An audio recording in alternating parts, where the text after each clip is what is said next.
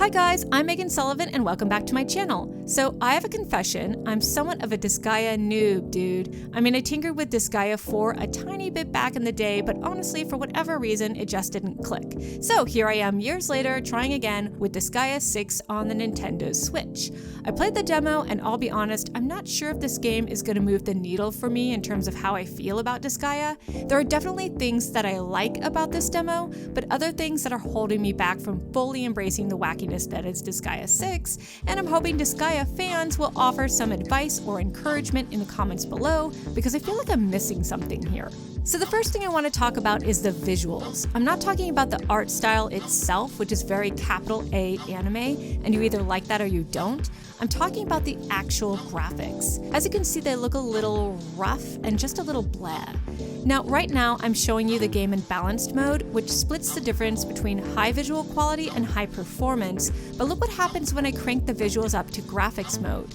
It looks better, but then watch what happens when I move. You can see how the frame rate takes a serious dive and it's really distracting. But if I switch to performance mode, now everything is blurry like I took off my glasses and poured Vaseline in my eyes. Seriously, this is kind of borderline unacceptable. It shouldn't look like that. So obviously it's best to keep the game on balanced mode if you're playing on the Nintendo Switch. Another issue I have is that the sprites are very generic looking. I know that generic classes are a thing in this game and you can customize your characters to look a bit different, but overall it feels like sprites are being constantly recycled and it feels, I don't know, cheap?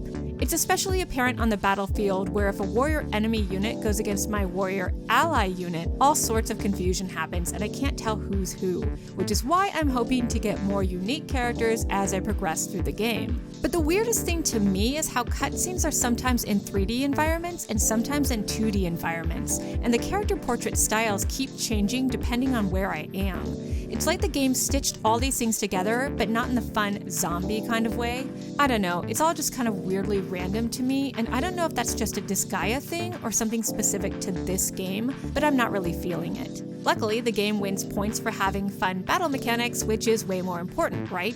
I like that stages have different heights and colored tiles called geo effects that grant buffs and debuffs, and I get a serious kick out of being able to toss both enemy and ally units around like a crazy sprite salad. This opens up all sorts of fun strategic possibilities without needing to wait around for a character to learn a warp spell. I love it! It's also fun to create squads within your party that will get special bonuses when they're on the battlefield together. That's another really nice level of strategy right there, so thumbs up for that.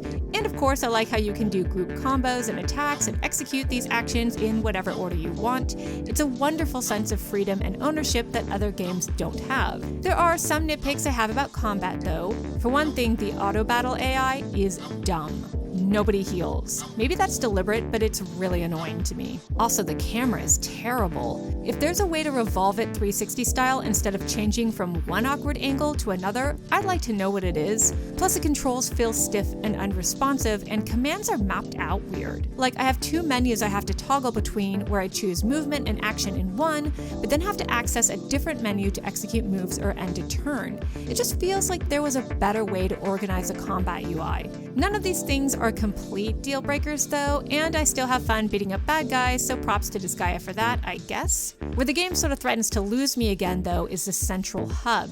It's here where you can do a ton of customization to your stats, abilities, special skills, characters, etc., and on paper, I love that idea. Being super granular when it comes to that stuff makes the game feel like anybody can tailor it to meet their specific needs. Want to adjust a spell's area of effect? You can. Want to make it more powerful or more proficient? Go for it. Characters can learn each other's abilities, evilities. You can spend points however you want to increase your stats, your weapon mastery, your class proficiency, your special skills. Heck, you can even straight up cheat in this game to make it as hard or as easy as you want. That's freaking hilarious. Even the settings are super granular. Look at all this. The problem is it's really overwhelming for a noob like me. I'm doing so much micromanaging that it's hard to keep track of it all. You have all these different points for all these different things. Experience points, mana points, stat extracts, karma points. It's so confusing, and it doesn't help that the UI is ultra crowded, so it's hard to find the information you need in an efficient manner because it's all in your face at once.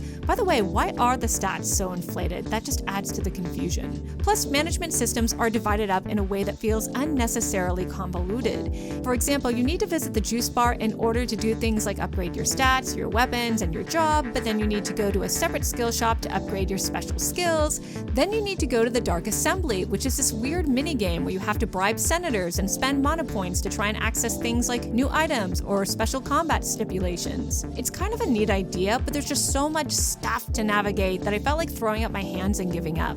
Oh, and then there's the side quest board, and doing side quests is apparently the only way to unlock new job classes and new skills, although let me know in the comments below if I'm wrong about that. It feels like the game is going to force me to grind a lot. And while I think some people don't mind, for me I'm not really keen on that kind of repetition unless there's a good story quest thrown in there, and I'm not sure that's going to be the case here. In fact, so far even the main story feels overly simplistic. A bratty zombie named Zed, who has the power of super reincarnation, wants to defeat the god of destruction and must gather a hodgepodge of unique and generic characters in order to create a netherworld army capable of defeating said god of destruction.